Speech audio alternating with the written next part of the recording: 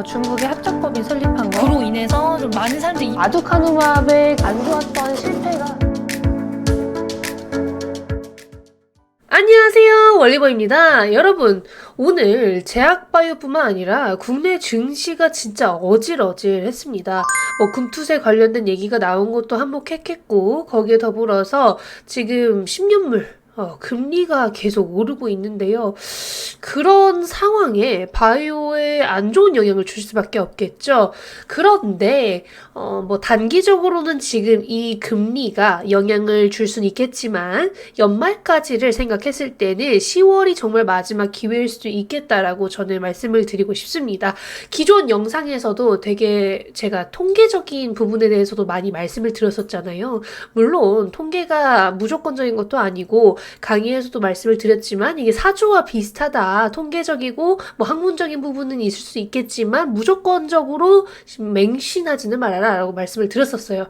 그런데 10월은 통상 제약바이오가 하락으로 마감을 했던 사례들이 워낙 조금 있었다 보니까, 그리고 상대적으로 11월이나 12월 대비 모멘텀이 부재했었던 사례들도 존재했기 때문에 10월은 왔다리 갔다리 할 수가 있겠다라고 저는 생각을 하고 있었어요. 박스권까지는 아니라고 하더라도 상승으로 마감을 하든 하락으로 마감을 하든 엄청나게 큰 상승 혹은 엄청나게 큰 하락은 아닐 거라고 생각을 했단 말이죠.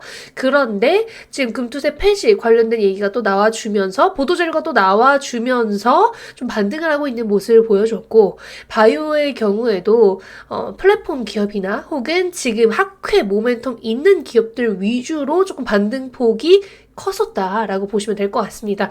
제약바이오는 개별 성향도 무조건적으로 강하기 때문에 학회 모멘텀이나 자체 임상 데이터 발표 모멘텀이 있다면 이런 지수와는 또 다르게 움직일 수 있다라고 생각을 하셔야 되고요.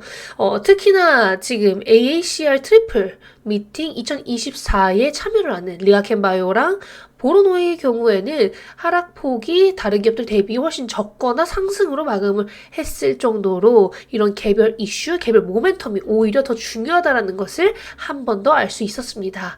상대적으로 단기간에 이제 급등을 했던 대형 제약바이오 기업들 있잖아요. 유한양행이라든지 ABL바이오라든지 이런 기업들이 이제 하락으로 마감을 하긴 했습니다. ST팜도 그랬었고, 근데 이제 장기적인 관점에서는 저는 여전히 나쁘지 않고 이런 시기가 그나마 우리가 투자를 할 수 있는 시기지 않을까, 그렇게 말씀을 드리고 싶네요. 그래서 지속적으로 좋은 기업들, 대형 제약바이오 기업들은 조금 볼만하다, 그렇게 알고 가시면 좋을 것 같아요. 여기에 더불어서 지금 실적 시즌이 시작되었죠. 그리고 실적 시즌이 시작됨에 따라서 국내 대형 제약바이오 기업들 중 실적 나오는 기업들은 지금 조금 볼만한 구간이 되었는데요. 물론 3분기보다 4분기가 조금 더 기대되는 기업들이 많지만 지금 삼성바이오로직스의 3분기 실적도 호실적으로 스타트를 끊어주었으니 실적 기대되는 기업들도 다시 볼만한 구간에 왔다. 그래도 조금 더 궁금해하실 부분이 학회 데이터겠죠. 그래서 ACR 트리플 미팅 암학회, 이번에 참여를 하는 리가켄바이오 그리고 보로노이에 대해서 간단하게 요약 설명, 포스터 설명해 드리도록 하겠습니다. 국내 항암제 개발 기업인 리가켄바이오랑 보로노이가 참여를 했고 이제 개최가 되었죠. 어느 정도 기대감도 반영이 됐었던 것 같긴 합니다만, 이 두 기업의 경우에는 이번 포스터만 봤을 때도 괜찮았거나 혹은 앞으로 연말까지도 모멘텀이 남아있는 기업들로 인식이 되어 있기 때문에 세론이 상대적으로 적을 수는 있을 거라고 저는 생각하고 있고요. 일단 리가켄바이오부터 말씀드리고 넘어가겠습니다. 리가켄바이오는 익수다랑 지금 공동 개발 중인 FR-알파 ADC 파이프라인 전임상 데이터를 발표했는데요. 전임상 데이터다 보니까 다소 조금 관심을 못 받을 수 있겠다. 그런데 이 FR-알파라는 파이프라인 자체가 완전 듣보잡 그런 파이프라인이 아니라 이 타겟이 ADC 항암제로 다른 곳에서도 개발 중이고, 이상한 타겟이 아니라 휴미라를 만든 에피가 2022년에 승인을 받은 엘라이어와 같은 타겟이다 라고 생각을 하시면 돼요. 지금 그 엘라이어보다 더 유효성이 좋을 거라고 기대를 할 수도 있겠고 같은 타겟이고 이 타겟 자체에 대한 유효성이 확보가 되었다면 리아켄바이오의 데이터가 좋기만 한다면 추가적인 라이선스 아웃은 가능하지 않을까 그렇게 기대를 하고 있는 거죠. 근데 지금 AACR 트리플 미팅은 사실 리아켄바이오에게 있어서는 뭐 되게 컸던 건 아니고요. 그것보다 11월 4일에 개최되는 월드 ADC가 조금 더 중요하겠죠? ADC 기업이니까. 이 월드 ADC에 발표를 하는데 11월 6일에는 월드 ADC 어워드에서 시상식이 또 있습니다. 그래서 3개의 분야에서 리아켄바이오가 후보로 지금 포함이 되어 있고요. 이미 리아켄바이오는 과거에도 월드 ADC 서밋에서 5번 정도 연속 수상을 한 경험이 있는 만큼 ADC 부분에서 ADC 섹터에서는 정말 빛을 보고 있는 그런 떠오르는 샛별이다라고 생각하시면 될 것 같습니다. 그 다음으로는 보로노이 다뤄보겠습니다. 이제 보로노이 포스터 다 받아봤는데 보로노이의 오릭 114, 오릭의 라이선스 아웃한 VRL07은 지금 임상 1비상 데이터를 확인할 수 있었어요.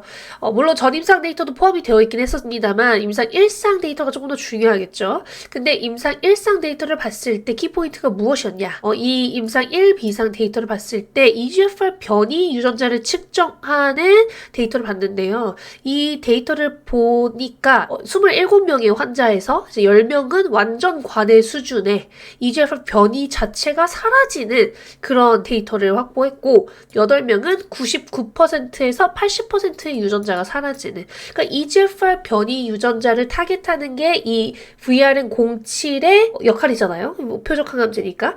근데 이 EGFR 변이가 완전히 사라진 거죠. 그렇다는 건 이 EGFR 변이를 되게 잘 잡았다라는 거고 이 암을 유발하는 인자를 아주 잘 잡았다라는 것이죠. 그러니까 설계도 정말 잘 된 의약품이라는 것이고 거기에 더불어서 타겟을 하고자 하는 곳에 완전히 잘 전달이 되었기 때문에 암도 많이 없어졌을 가능성이 높다. 뭐 물론 100%는 아니죠. 종양의 크기를 확인한 데이터는 아니니까. 다만 100%에서 80% 그러니까 80% 이상 EGFR 변이 유전자가 사라진 사람이 27명 중에 18명이고 그러면 이게 67% 정도거든요. 그러니까 ORR 기준 객관적 반응률을 봤을 때 거의 70% 정도의 객관적 반응률을 보여준 거고 이 엑선 20에서 이 정도의 데이터를 본 기업은 거의 없습니다. 그리고 EGFR 변이에서 이 정도의 객관적 반응률을 보여줬다? 그렇다라는 것은 앞으로 임상 진전이 됨에 따라서도 관심을 충분히 받을 만한 그런 데이터였고 이 오릭 114의 중화판권을 보유하고 있는 보로노이에게도 어느 정도 좋은 영향을 줄 수 있겠죠. 그 다음으로는 이제 VRN10 허투 타겟의 표적 항암제인데요. 이제 약물 설계가 굉장히 잘 된 것을 어떤 식으로 설계를 했는지 그림을 통해서 알 수 있었고요. 약 내약성이 그렇기 때문에 정말 좋구나라는 것도 확인할 수 있었습니다. 근데 더 중요했던 거는 제노그라프트 모델. 제노그라프트 모델은 인간의 암세포를 마우스 이식시키는 방식이에요. 전임상 모델 중에서 조금 항암제 개발할 때 선호가 많이 되는 모델이라고 생각하시면 되는데 이 제노그라프트 모델에서 확인을 했을 때 확실한 종양 감소 효과를 봤습니다. 그러니까 어느 정도로 확실했냐면 이 유방암이랑 위암에서 허투가 있는 유방암이랑 위암에서는 고용량 10 이상의 고용량에서 완전 관해가 확인이 되었어요. 그러니까 원래는 암 데이터를 볼 때 용량이 늘어나면서 당연히 종양이 점점 작아지고 종양 감소 효과가 좋아지는 것은 뭐 당연한 것이고 그렇게 나와야만 좋은 약물이 될 수 있는 것도 사실이에요. 그런데 고용량으로 갈수록 암이 아예 사라져서 종양 사이즈가 완전 바닥에 붙는 그러니까 종양이 완전 사라지는 완전 관해의 데이터를 이번에 확인할 수 있었습니다. 그만큼 전임상 데이터가 전임상에 너무너무 잘 나왔기 때문에 임상 데이터도 기대를 해볼 만한 구간까지 왔다. 그렇게 봐주시면 될 것 같습니다. 그리고 지금 실적 시즌이 다가왔지 않습니까? 학회 상황도 지금 나쁘지 않고 학회에 참여한 기업들도 지금 좋은 흐름 보여주고 있죠. 그런데 실적도 좋다라는 거. 삼성바이오로직스가 최근에 대규모 역대 최대 규모의 수주 공시를 낸 것도 사실인데 실적도 호실적을 발표했어요. 컨센서스를 상회하는 수준의 호실적을 발표했는데요. 3분기 누적 기준으로 봤을 때 매출액만 3조 원을 돌파했답니다. 그런데 이번 3분기 실적만 보더라도 과거 대비 가이던스보다도 많이 올라왔고 연결 매출액은 무려 1조 1871억 원, 그리고 영업이익은 3,486억 원이나 달성을 했습니다. 이제 기존에 제가 더 중요하게 보고 있는 부분은 뭐냐면요. 지금 생물보안법 수혜로 삼성바이오로직스를 되게 얘기를 많이 하잖아요. 그런데 그걸 뒷받침할 근거는 이번에 나왔었던 대규모 수주가 될 수 있겠고, 두 번째로는 지금 탑 20, 그러니까 글로벌 시가총액 탑 20 안에 드는 빅파마 중에서 기존에는 뭐 13군데, 14군데 혹은 15군데가 삼성바이오로직스와 거래 파트너였다라면 최근에는 17곳까지 확대가 됐다라는 거. 이거 생각보다 큰 거예요. 왜냐면 이런 제조 기반의 곳들은 한번 거래를 뚫는 게 어려운 거지, 거래를 한번 성사시킨 다음부터는 계속해서 거래를 많이 맡깁니다. 수주를 많이 맡기고 그게 지속적으로 계속됨에 따라서 대규모 딜까지 이루어지는 거죠. 그렇기 때문에 지금 17곳까지 확대가 됐다는 것은 굉장히 유의미한 수치라고 저는 생각을 하고 있고요. 더 나아가서는 내년 4월에 5공장이 완공이 된다라는 것. 이게 왜 중요하냐면 삼성바이오로직스가 4공장 지을 때도 4공장이 다 지어지기 전에 선수주를 계속해서 받았었고, 4공장이 지어지자마자 수주가 굉장히 빠르게 올라가면서 가동률이 많이 올라갔어요. 그러면서 실적이 한 번 더 펌핑을 할 수 있었던 것인데, 4공장 때와 똑같이 지금 5공장도 선수주를 계속해서 받고 있고 완공이 됨에 따라서 가동률이 오히려 4공장보다도 빨리 올라올 수 있을 거라는 기대감이 나오고 있습니다. 그만큼 지금 삼성바이오로직스의 캐파가 계속해서 늘어나고 수주를 계속해서 받게 된다면 실적이 성장하는 것은 무리가 전혀 없을 것이다 라는 걸 볼 수 있겠습니다. 더 나아가서는 우시가 굉장히 많이 담당했던 부분이죠. CDMO 중에서도 ADC 쪽은 우시가 굉장히 많은 수주를 받았다고 해요. 그런데 이제 삼성바이오로직스도 그걸 뺏어와야 되니까 ADC 생선 시설을 건설하고 있고 연내에 다 지어진다라고 합니다. 그래서 지금 CDMO 매출 비중이 크진 않지만 지속적으로 늘려나갈 수 있지 않을까 그렇게 보고 있고요. 본업 실적도 너무너무 좋지만 지금 CDMO 분야 진출을 위한 준비도 잘하고 있기 때문에 앞으로도 볼만하다라고 말씀을 드리고 싶습니다. 그리고 거기에 더 나아가서 지금 대형 제약바이오, 국내 대장 바이오 기업이 실적이 잘 나와줬고 그 외에 SK바이오팜 같은 기업의 실적도 기대되고 있습니다. 근데 이제 그런 대형 제약 바이오 기업들은 3분기도 괜찮겠지만 뭐 셀트리온이든지 뭐 녹십자든지 3분기도 괜찮겠지만 대부분 4분기가 더 기대되는 상황이에요. 뭐 유한양행도 마일스톤이 들어올 거기 때문에 3분기도 좋겠지만 대부분의 대형 제약 바이오 기업들은 3분기보다 4분기가 지금 더 기대되고 있는 상황이기 때문에 연말까지 계속해서 볼만하지 않을까 그렇게 말씀을 드리고 오늘도 시청해주셔서 감사하고 다음에 뵙겠습니다. 안녕.